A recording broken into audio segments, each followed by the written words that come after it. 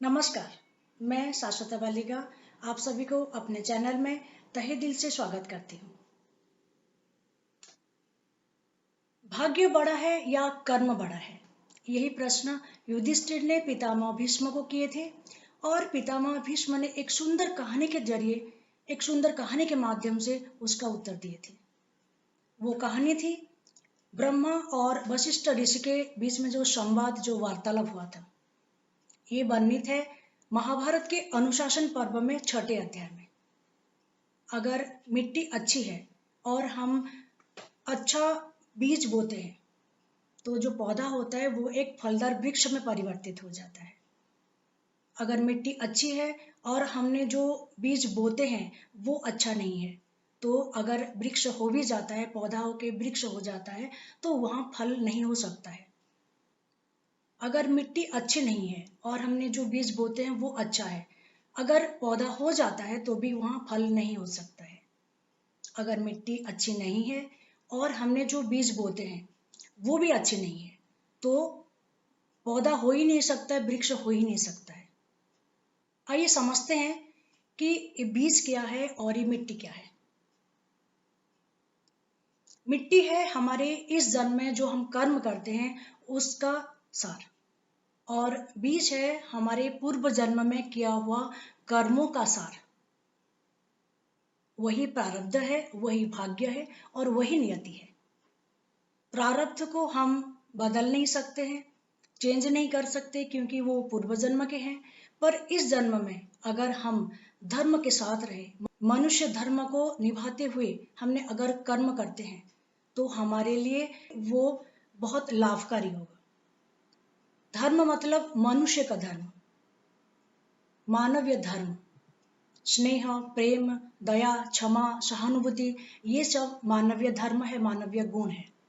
ये सब गुणों को लेके अगर हमने हमारे इस जन्म के कर्म करेंगे तो हमारे कर्म बहुत शक्तिशाली हो जाएगी।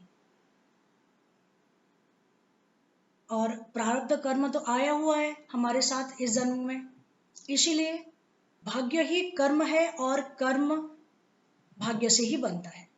इसलिए भाग्य और कर्म दोनों इंटरलिंक्ड है।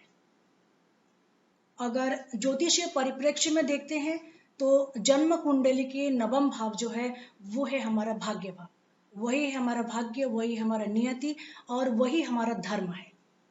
इसीलिए सबसे पहले नवम भाव को देखना चाहिए, नवम भाव का विवेचना करना चाहिए। अगर आपके नवम भाव में कोई ऐसा ग्रह बैठा है जो ग्रह आपको अच्छा रिजल्ट नहीं दे पा रहा है या जो ग्रह आपको अच्छा रिजल्ट नहीं देता है, वैसे ग्रह अगर आपके नवम भाव में बैठा है, इसका मतलब ये होता है कि आपको आपके भाग्य का साथ नहीं मिल रहा है। ऐसी स्थिति में आपको उसको स्ट्रॉन्ग करना चाहिए। अगर आपके नवम भाव में किसी ऐसे ग्रह का दृष्टि पड़ रहा है जो कि आपको अच्छे रिजल्ट देने में असमर्थ है या अच्छे रिजल्ट नहीं देते हैं, ऐसा कोई ग्रह का आपके नवम भाव के ऊपर दृष्टि है तो भी आपका नवम भाव शक्तिहीन हो गया है। आपको आपके नवम भाव को स्ट्रॉन्ग करना ही चाहिए। अष्टम भाव में और दसम भाव में ऐसा ग्रह बैठे हुए हैं जो ग्रह आपको अच्छा कर नहीं पा रहे, अच्छा रिजल्ट दे नहीं पा रहे हैं। दो ऐसे ग्रह के बीच में आपका नवम भाव फंस गया है जो आपको अच्छा रिजल्ट नहीं देते हैं।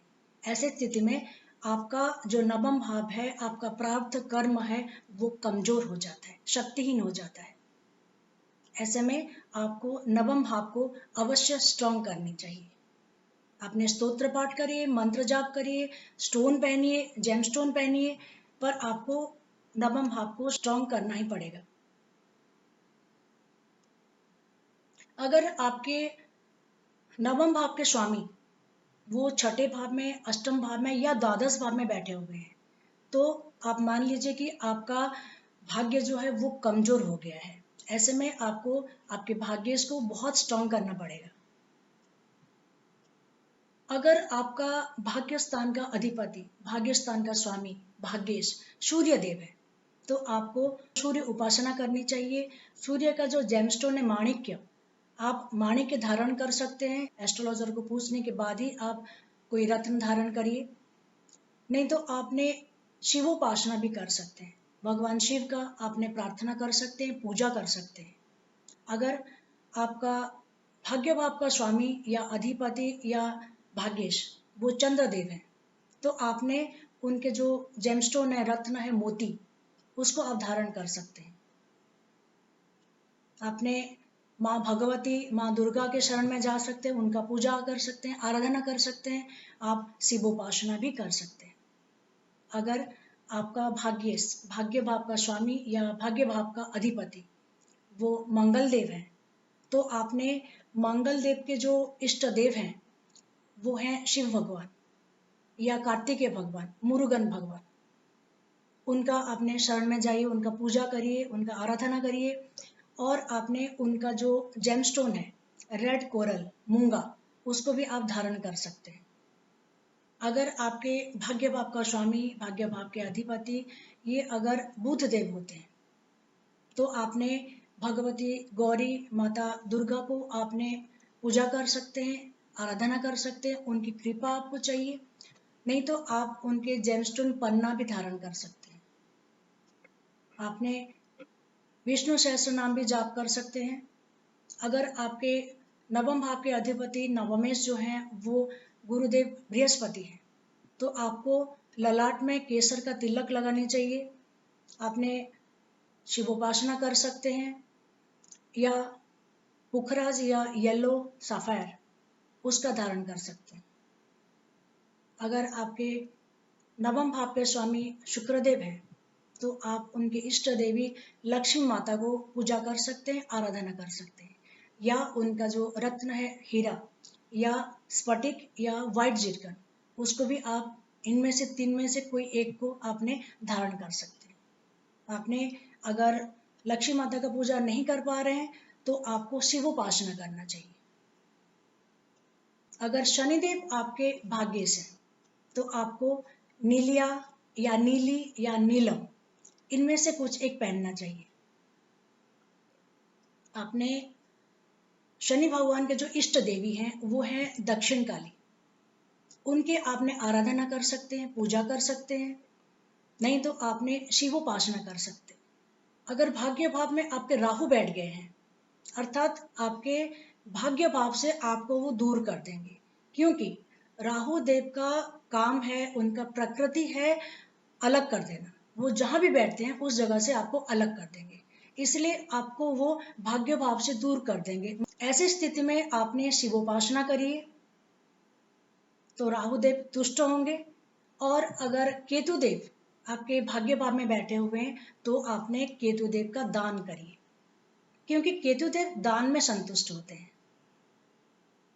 अगर आपका नवम भाव खाली है, उसमें कोई ग्रह नहीं है और ना ही किसी ग्रह का दृष्टि पड़ रहा है, ऐसे में आपको नवम भाव का जो स्वामी है उनको स्ट्रॉन्ग करना चाहिए। आप अष्टक वर्ग के भी थोड़ा ध्यान रखिए। अष्टक वर्ग में अगर नवम भाव में आपका बिंदु कम है, 25 से कम है, तो आपको आपके नवम भाव को अवश्य ही स्ट्रॉन्ग करनी चाहिए। कर्म तो हम करेंगे ही इस जीवन में, अगर भाग्य का भी साथ मिल गया तो हमारा जीवन अवश्य ही सफल हो जाएंगे। इसीलिए देखिए कि आपका भाग्य भाव कितना स्ट्रॉन्ग है और उसको कितना आपको स्ट्रॉन्ग करवाना है, पूजा के माध्यम से, स्तोत्र पाठ के माध्यम से, जेमस्टोन धारण करके। ये है नवम भाव के लिए। अगले एपिसोड में मैं और एक त्रिकोण भाव के बारे में कुछ चर्चा करूंगी। तब तक के लिए आप खुश रहिए, स्वस्थ रहिए। नमस्कार।